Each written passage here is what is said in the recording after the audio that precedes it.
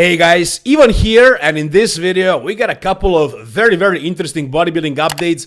I was away this weekend, so I'm a little bit late with this, but I'm sure you guys are gonna enjoy it nonetheless. So first, let's talk about what happened at the British Grand Prix. So as far as I know, there was no live stream of this contest, but we got some videos and photos. So as you can see, Michal Krizo showed up here and he pretty much dominated. He won this show rather easily. Now the lighting at this show looks pretty horrible, so people are kind of worried whether he's gonna do well at the Prague Pro. Is he actually gonna bring a good condition? Now I'm sure he's gonna improve his condition significantly in the next week, but also it's probably the lighting at this show that made him look this bad. I'm sure Sass was in better condition than what you can see right here. The guy on the left is Pablo Lopez Munoz, and he didn't actually place third, he actually ended up in fourth. In third, we actually had Juan Pradels, who looked freaking enormous, man. Like, this guy has a lot of size. Look at him right here on the left. This guy is definitely a freaking monster. If you don't remember who he is the guy Mike Sommerfeld yelled at in that training video.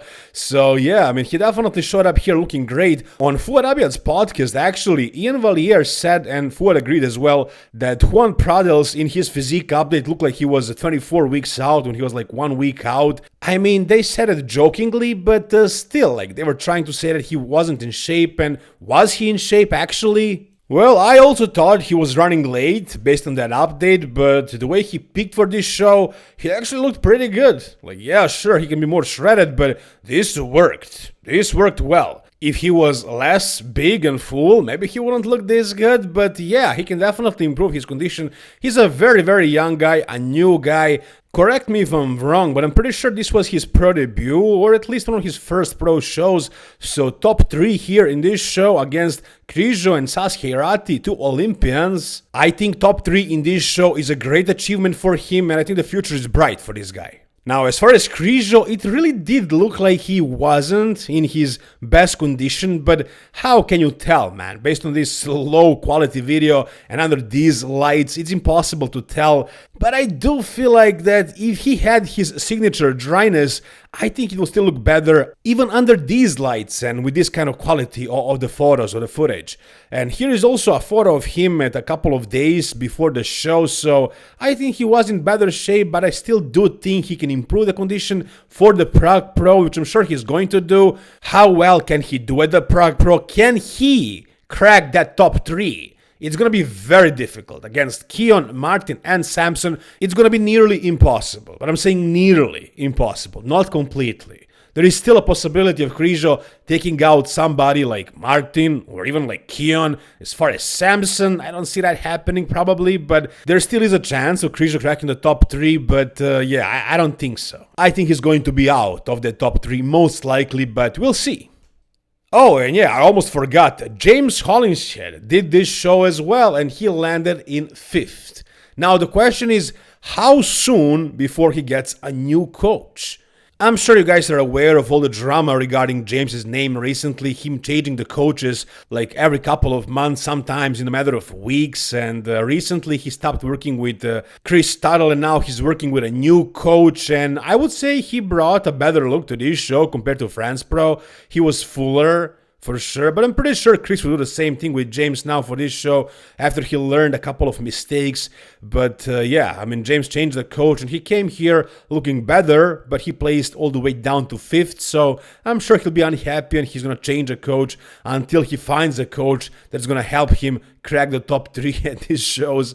I mean, we'll see what he's gonna do, but as far as his look at this show, it was pretty good. It was decent for sure for James' standards, but yeah, I mean, top 5 at a lower level show like this, it's not that great, to be honest. And he also made this reel here where he says he wants to win the Arnold Classic and place well at the Mr. Olympia, but to be honest, guys, I think the reason why he's not doing so well is because of his structure, simply. I don't think it's any of his coaches' fault that he's not doing better. I think he's just not the most blessed guy genetically. He has a lot of size, and for that reason, we kind of expect a lot from him. And he did pretty good previously, But yeah, I mean, this year and the past couple of years, he's not doing that great. He made a mistake firing Patrick Tour. Patrick now doesn't want to take him back. So he's left to wander, to go from one coach to the next. And we'll see what he's going to do. But I don't see him winning the Arnold Classic one day as he hopes to achieve. But I wish him all the luck. In any case, 5th spot at this show, and Michal Krizo won, and he's qualified for the next year's Mr. Olympia 2026. Alright, the next thing we gotta talk about is what happened in Mexico. So we had another show yesterday without a live stream, with lighting that is probably even worse than the British Grand Prix, but the results were pretty interesting, and actually the competitors were pretty good, so let's take a look at that. So this right here was your top 3, very interesting, Tonio Burton, Regan Grimes, and Sean Clarida. Now, it seemed like Sean did not bring his conditioning from the Mr. Olympia, but neither did Tonio, and I think Regan looked just as soft as he did at the Mr. Olympia, but I don't think that was really the case. I think it's just the lighting, man. I think the lighting at this show was pretty terrible, and I found this high-quality video right here, but it still doesn't show the conditioning of these guys. Maybe Sean was a little bit worse than at the Mr. Olympia, but I don't think he was this bad, not even close. Now, as far as who won this show, it's Tonio Burton who won, and it's Regan who took 2nd, which I was surprised by, to be honest, because what does this mean? Are these guys finally judging the height as well? Because if you took Regan and Sean, and they actually had the same height with exactly the same structure and shape, I think Sean would be a better bodybuilder, but Regan does have the height, so I guess it's an advantage. But are they really considering that in the open class, finally? I mean, I personally would definitely do that, but I don't really see that being the case very often. Why? Well, here's a perfect example right here. This right here is one of the winners of one of the classes. So you have an actual dwarf winning.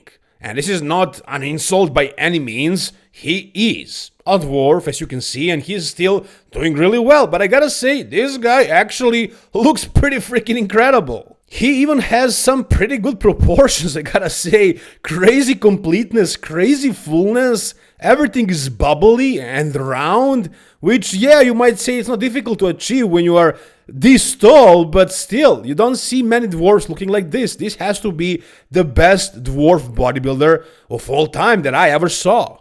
I'm not sure how much shorter than Sean Clarida he is, but I don't think he's much shorter. Maybe like a couple of inches, I don't know. Sean has better proportions, for sure, but this guy also has a lot of muscle, solid conditioning, good harness, good fullness, so yeah, he won his class. I'm not sure how many competitors he had in that class. Was he the only guy? I'm not sure, but he won nonetheless, so yeah, I thought this was a great achievement for him. He looked incredible. But it kind of proves the point that the height really is not a criteria. It doesn't really matter in these shows. So let's take a look at this one more time and let's see if Regan actually beats Sean here.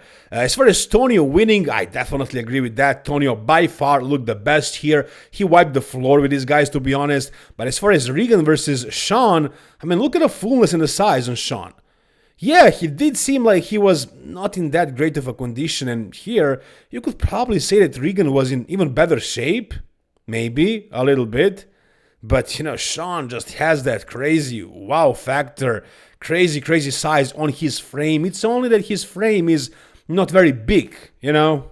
So again, I would give it to Regan as well, because this is open bodybuilding and height should be a factor to a point, but Sean beat Regan before. But I would say that Regan improved since then, and Sean, I think he didn't really improve that much. This is basically the same Sean that we watched a couple of years ago when he was winning these pro shows, open shows.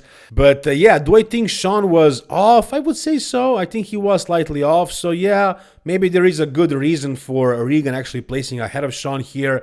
But I don't know, guys. Still, I mean, Sean is a freak, and Tonio's condition also looks off, which I'm sure is not the case. It's just the lighting, so you guys tell me. Did all of these guys bring it, and it's just the lighting that made them look soft?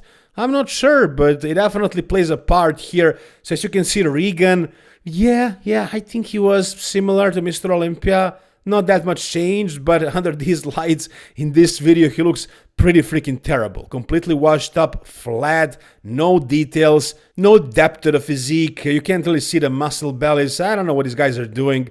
This show probably wins a award for the worst lighting of the year. It's either Mexico or British Grand Prix at this point, but I'm sure it's actually Mexico, because we don't have any high quality videos from the British Grand Prix, and here we have. But all of these guys look pretty terrible. Look at the shadows, man. Like, who the hell set this lighting up? This is definitely very, very bad. It's not that the lights are weak. They're just set up in a wrong way. They're coming from different directions. This is not the way to set up the lighting. Hopefully these guys learn and next year they fix this. But come on, man. Is it that difficult? What the hell is this? Really, really bad lighting to make anybody look horrible here. But anyways, once again, Tony Burton won this show deservedly. He's qualified for the next year's Mr. Olympia. You guys tell me down below, what do you think about these results right here in this show? Oh, and I want to present to you guys currently the best classic physique competitor, I would say the best bodybuilder from over here, from Balkans. His name is Tomislav Strmecki, and we call him Strma over here. I'm trying to come up with a nickname for him. We also call him Balkan Ramon Dino, but that wouldn't work because soon he's going to be on the stage against Ramon Dino. I'm pretty sure about that because he just won the Fit Parade, the Budapest Pro, but he's not qualified yet due to the new rules in classic physique. He needs to win another show, and he's doing the Prague Pro this weekend, and he's going to win that show. I'm pretty sure about that because he looks incredible right now. He looks absolutely crazy, man. Look at this. Crazy freaking size for a classic physique guy, and I know he can actually put on more muscle because obviously he can get more conditioned, and as far as I know, he didn't struggle too much to make the weight, so there is more room to put on more muscle, but he already looks like a freak. I mean, those legs, man. I'm curious, what do you guys think? Where does he need to put on more muscle exactly? I would say definitely not legs, probably not arms or shoulders. Hamstrings for sure not. Look at his madness right here. Look at those freaking hamstrings. I mean, maybe he can put on some more size to his back and maybe get more conditioned. Maybe his chest could be a little bit thicker. That's what I see. So maybe take it easy with the legs and the arms and focus on the back and the chest. That's what I think. Whatever you guys think, tell me down below. But yeah, this guy is coming. He's coming strong, and I can see him cracking the top 10 of the Mr. Olympia this year after he qualifies. So yeah, I was really excited when I saw that he actually won this show. This is actually his first pro show. He turned pro literally last year, and that was also his first and the only attempt at winning a pro card. He won his pro card at the first try, and now he won a pro show at his first try. This guy did not lose in a while. We'll see what he's gonna do at the Prague Pro, but yeah, he has Terence Ruffin to go against, so it's gonna be very difficult, but it's gonna be also interesting to see him compared against a very top classic physique guy, so we'll see how much potential he has. Tell me guys down below in the comment section whatever you think about Strma. If you guys want to check him out, here is his IG. He's from Croatia, by the way. Here is a photo of him with his coach, Vladica, and I want to congratulate both of these guys for doing amazing at this show. Alright, and the last thing we're going to talk about is probably the reason why you actually clicked on this video, and that's some drama with Nick Walker. So, you guys probably seen my video. It got almost 100,000 views, so I'm sure you are familiar with it. Basically about Nick Walker telling the fans to F off and flipping them off at the Media Olympians one day before the Mr. Olympia, when Nick Walker was obviously not in great condition. He was probably agitated, he was probably very nervous, very angry, so he lashed out on his fans. Now, he actually addressed this as well as his coach a couple of days ago. We talked about that. Kyle Wilkes is saying that he didn't see that happen, but he doesn't know. And now we actually have Nick Walker addressing this rumor, and here's what he says about this. Just so I make this clarification for the rumor that's been going around on Instagram, I have not told any fan of mine to f off. I would never in my life tell a fan to f off. I may, if I'm training, possibly, I may have said, not right now, maybe wait till I'm done training for a picture, which no one ever seemed to have an issue with.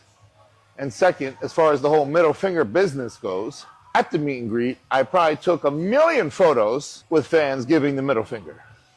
So, with all these stupid rumors going around, never happened. I would never tell anybody to f off, nor would I ever tell a fan or flip a fan off. So, incorrect info being spread. Let's not do that. Alright, apparently the rumors are not true, but are they only rumors? Because the people are in the comment section saying, who is spreading the rumors? Who is coming up with this stuff? This is not true, blah blah blah. It's not me, guys. I did not come up with this. It's the actual fans. In case you haven't seen it, hear it again.